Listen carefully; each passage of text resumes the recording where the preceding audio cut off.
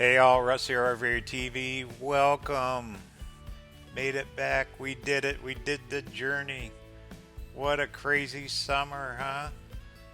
Over 100 videos. I haven't calculated exact miles because I zigzagged a little bit, but it's over 5,700, somewhere in that range. And what was it? 13 states. Amazing that we actually stepped foot in. I did with you watching.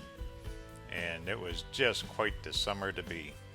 And that was the whole goal of the whole trip. When I planned this thing way back in February, that's the kind of trip I wanted to make. And to me, that's the way you RV. You go. Go, go, go. Anyway, I had a ton of comments and questions through the summer. I really didn't answer at the time, but I'm going to do a quick recap of the travel a little bit and then also staying in the van. So I drove up from Quartzsite last night. I'm up here in Kingman. I'm actually in an air-conditioned house. And I'm going to stay up here for a bit. I'll be traveling from here. And the motorhome's fine. I'll be setting that up next week, right after Labor Day. I'm going to have a couple things done to it real quick. And it's fine. Everything's good. And try to beat the heat a little bit, because it is definitely a scorcher in Quartzsite. Okay, let's get going. I'll be right back. Okay, first, let's go through the videos real quick. I'm going to switch over to... Here's all the playlist. Here's all the playlists. Like, here's the whole playlist of the travel series, 102 videos. And then these are kind of backwards. There's Colorado, Dakotas. You know, I've separated all this stuff down and to different states. Excuse me. There's California, 22 videos, Oregon 25, Columbia River 13, Idaho was 7, Montana was 5, you know, and so on. Dakota 15, and away we go. So they all added up to over 100. Anyway, the whole trip was pre-planned, pretty much. Once I got up to the Washington-Oregon border, that's where I made the decision. That was basically an economic decision because of the price of fuel. That was really a driving force going up that coast. When I planned this clear back in February, I was not planning on $4+ a gallon. Not only in California, but Oregon was up there, and Washington was way up there too at that time. Now fuel has dropped. Figures. My luck. Anyway, so when I decided not to go all the way up to Seattle, which I decided to go down to Columbia. And I'm really glad I did. That was probably one of the best decisions, because that was just a unique. I had already traveled up to Seattle before, and I filmed that 3 years ago. That's in a playlist. But I never did to Columbia, and what a unique experience. That Vista RV park where I got to see the big ships. I mean, right on the water, taking a ferry ride across the Columbia River to go to Walmart, go and see the Mahala Falls, Bonneville Dam, all the bridges. It was just a unique experience, and I'm so glad I went.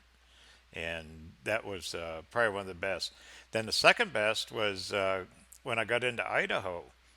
When I cut across Idaho, I was going to go over to I-15 and just head up on into Montana.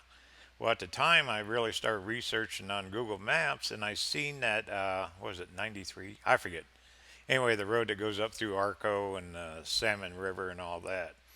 And I said, okay. And I figured, well, it's going to be windy and slow. It was beautiful. Once again, there's a state route to take. It's Backroad USA, Small Town USA.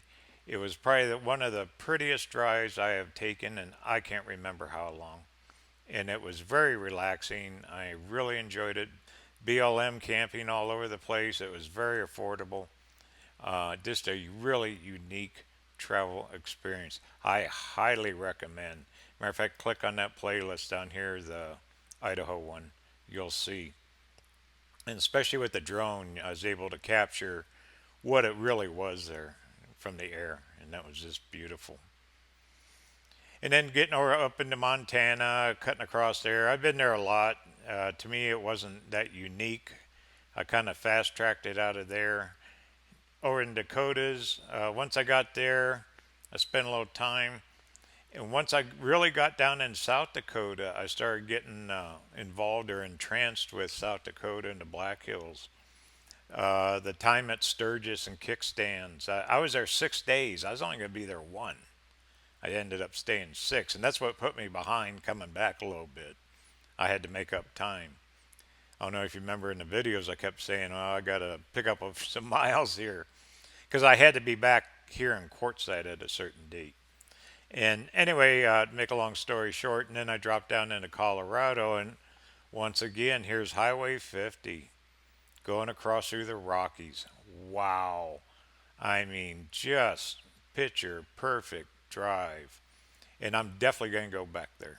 I am definitely going to go back to both Dakotas and Colorado and explore that a lot more. Maybe next spring. So, and then getting down here, Arizona, I got to see Four Corners, which I never did. Always wanted to see that. And then getting over to Petrified Forest and Meteor Crater and all that was cool. So all around, the trip was very well planned. I did it the way I wanted to. I was asked often, "Why aren't you staying in a Walmart?" I don't stay in Walmarts. I've done that. It's horrible. And you miss. I mean, the campgrounds were cheap. State parks in Oregon were cheap. I didn't need hookups. I had the solar, and most of it was like 15 bucks. You had showers and restrooms, the whole 9 yards. Even though in the van I had a porta potty, I mean, I could have stayed anywhere, but it was very unique, and it kept me in that area that I wanted to see. And to go find some Walmart or truck stop or rest area, no thanks. That's not how I RV. I mean, a lot of people do, and more power to them, but not me. The other options I stayed at was one was the Elks. I stayed at several Elks. Also, I had my senior card that gave me quite a few discounts at a lot of the campgrounds and even different RV parks and all that. But rarely was I really in an RV park. I don't know, maybe three, four times. The campgrounds were it. I mean, campgrounds, showers, restrooms. I'm done. I'm there. The solar worked good on the van. We'll get in the van in a minute, but all in all, one thing I did try was that Harvest Toast, and I'm a little mixed on that. I wasn't very comfortable staying in like someone's personal driveway, and I don't know. It just didn't feel right to me. It's very unique. Now I'm not into wineries, so I didn't really go after the wines. And also, you're supposed to buy something, which it's really not free. So I mean, I think it's a good program if you find that niche like wineries or golf courses. If you're really into that and want to travel like that, it's probably okay. But for me personally, I didn't. I wasn't very comfortable with it. That's all I'll say about Harvest Host. But I wish them luck. Okay, now here we go. A lot of the questions. Traveling in the van. It was a challenge, I'll put it that way. You guys watched when I converted the van. I did it temporarily. I did not build walls in it because all of the glass and everything was installed in this van to be removed at a later date, which it will be removed. Um, it had solar. The solar worked perfectly. There was only one time I ran low on solar, and basically what I had to do was drive up and down the freeway couple times, like about 40 miles each way, and recharge the batteries off the engine. And that was during some very rainy, cold weather. And I was a little careless and I let the batteries get down a little too low.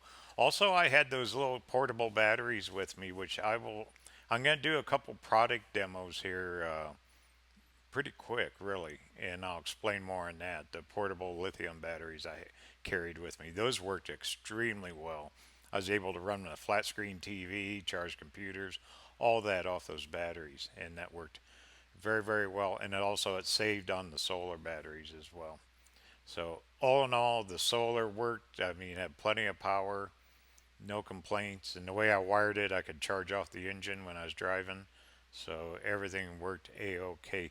That couch bed, very impressed with that for a couple $100.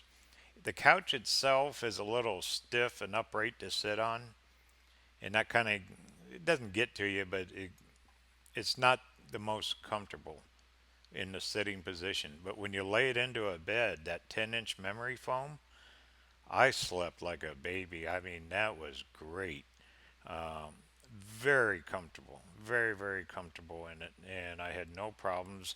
All the insulation and the curtains I had, I was very private. I was never bugged by daylight or anything like that, and all that worked out well. Also, the use of the tubs, I carried a lot of my supplies in tubs and clothes and all that. That worked out well too, and I had plenty of supplies with me, anywhere from food to clothing to utensils. I really didn't skimp or go without at any place. One thing I did have was a ice chest. I did not have a 12-volt refrigerator. Now I had a 12-volt cooler that I tried before I left. The problem with them things, they discharge a ton of heat. And as they're discharging the heat, it heats up the inside of the van. And they're not very efficient, and they don't cool that well unless you want to spend. They can get up to almost $1,000. And for this trip, I knew it was 3 months. I wasn't going to spend that kind of money on something that I probably wouldn't keep in the long run anyway. Once again, motorhomes. So getting back to the van, that was the good part. Everything worked well, plenty of supplies. The van ran good. I had to oil change a couple times on the road. Tires, everything held up. Not any problems whatsoever. Satellite radio, I had the best Wi-Fi I could. I had that external Wi-Fi and all that. So the van itself worked out great. Couch bed good. Everything worked good for the trip. Now, that's the pros. Now the cons. Uh, would I ever travel in a van of this style again for 3 months? And bottom line is no. It was very challenging, and when I kind of knew what I was getting into. I've had vans before and went out and spent 2, 3 nights in them. But to be this far away from home and continuously in a vehicle like this has its challenges. And the biggest challenge was weather. And when the weather is not nice and you can't sit outside, in my mind, I thought I'd be able to sit outside often, pretty much in the evenings.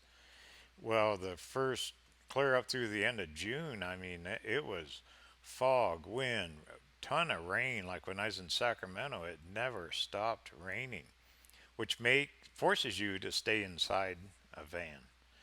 And that's where it started to become challenging. And that's where I was starting to have difficulties. I never thought of giving up. I always thought I'd keep on trucking. That was fine. But right now, I think the van is perfect. I mean, I'm going to keep it for now. I'll use it on little uh, trips like we're going to take here next couple days. It's going to be in the van. Spend the night up in the mountains. But that'll be it for it. And then maybe in the spring I'll look at something different. If I ever did another van, it'd definitely be one you can stand up into. That was a big deal as well. I mean, to all them van guys out there, I mean, my hat is off to you that live in these things year round. That's something to do. Once again, I'm a kind of a motorhome type person. So in short, it was great. I'm glad I did it. It worked out well and made this a trip affordable. And I was able to get into places, especially along the coast, that I would have never gotten into with trailers and motorhomes and all that. So, and the savings was there in the fuel, just compared to a motorhome. If I would have taken my motorhome on a journey like this, we would still be in Northern California. Because I'd be begging for work on holding a cardboard sign. We'll travel for fuel. So, okay, but I hope that answers the questions. The couch bed's great. Get one. I'll put a link down here. Definitely get a couch bed. They're well worth the money. And they take up very little room. They're not that heavy. All the other stuff, the solar, definitely put solar in your van if you can. And once again, I will, when I do, I have 2 product videos I got reviews I'm gonna do here real soon. I'll probably film them over the weekend, and they'll be those lithium batteries, and I'll show you more how I utilize those, and they really work good, especially in a setup like this. Okay, final thoughts. Okay, in closing, I mean, this was the trip. Over 3.5 months on the road in that van. All the miles, all the states, all the stops. And there's a few videos that I'm gonna keep editing and we'll put out at a later date. Not all at once, I'll throw them out there occasionally and you'll get to see that. And it's mainly just some side trips, museums, that kind of thing along the way that I was not able to finish.